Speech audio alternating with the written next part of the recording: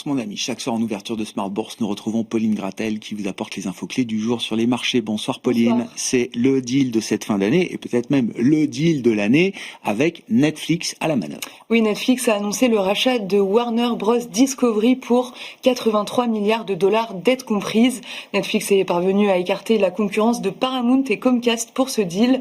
Netflix acquiert ainsi le catalogue de films et le service de streaming HBO Max. Il s'agit de la plus grosse opération dans le secteur du divertissement. La dernière en date, c'était en 2019 avec le rachat de Fox par Disney pour plus de 70 milliards de dollars.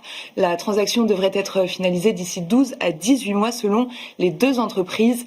Warner Bros gagne 3% et Netflix en perd 2 à l'ouverture. L'autre information du jour dans la dimension macroéconomique, c'était l'inflation américaine pour le mois de septembre selon la mesure privilégiée par la Réserve fédérale américaine. Oui, il s'agit du dernier indicateur important avant la réunion de la Réserve fédérale la semaine prochaine. L'indice PCE progresse de 0,3% sur un mois et de 2,8% sur un an. C'est parfaitement conforme aux attentes. L'indice Core PCE s'établit à plus 0,2% sur un mois et plus 2,8% sur un an. C'est légèrement inférieur aux attentes sur un an et au mois précédent. Et puis un coup d'œil dans le rétroviseur européen également avec une dernière estimation de croissance pour la zone euro au troisième trimestre. Oui, la croissance pour l'ensemble de la zone euro s'établit à plus 0,3% au troisième trimestre, supérieure à la seconde estimation de plus 0,2% et aussi supérieure aux attentes de plus 0,1%. Que dire des grands équilibres de marché qu'on observe en cette fin de semaine, Pauline, à commencer par les équilibres des marchés obligataires. Côté américain, les taux longs sont restés stables. Le rendement américain à 10 ans s'établit autour de 4,10%.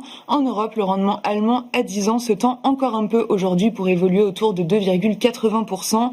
Côté japonais, le 10 ans se stabilise autour de 1,95%. Le 30 ans, en revanche, se détend d'une dizaine de points de base autour de 3,35%.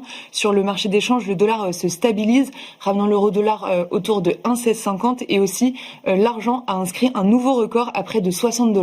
Que dire des grands indices actions également, Pauline? Aux États-Unis, les indices actions ont ouvert sans tendance marquée. En Europe, les grands indices sont en petite hausse. Le CAC 40 est autour de l'équilibre, toujours autour de 8100 points. Et d'ailleurs, l'indice parisien finit sa semaine à l'équilibre. À noter que la Belgique grimpe de plus de 1% et inscrit un nouveau record en séance. Côté asiatique, le Nikkei a clôturé en repli de 1% et le Kospi en hausse de 2%. Au sein du CAC 40, les mouvements du jour, on notera ST Micro et Stellantis qui portent l'indice parisien. À l'inverse, le titre Total Energy freine le CAC. Oui, Total Energy subit aujourd'hui un abaissement de recommandation des analystes de JP Morgan. Le titre cède 1%. Le secteur auto progresse à nouveau aujourd'hui avec Stellantis qui progresse encore de 2% au cours de la séance. En Allemagne, Porsche, Volkswagen et Mercedes gagnent également plus de 2%. Hors CAC 40, Alstom gagne 4% après que City est passé à l'achat sur cette valeur et a relevé son objectif de cours. Coup d'œil sur la semaine prochaine, Pauline, quels seront les temps forts à l'agenda des investisseurs? Le grand rendez-vous de la semaine prochaine, ce sera la réunion de la Réserve fédérale mardi et mercredi prochain. Dans le reste, on attend la production industrielle et la balance commerciale allemande pour le mois d'octobre et les secondes estimations d'inflation en France, en Allemagne et en Espagne pour le mois de novembre.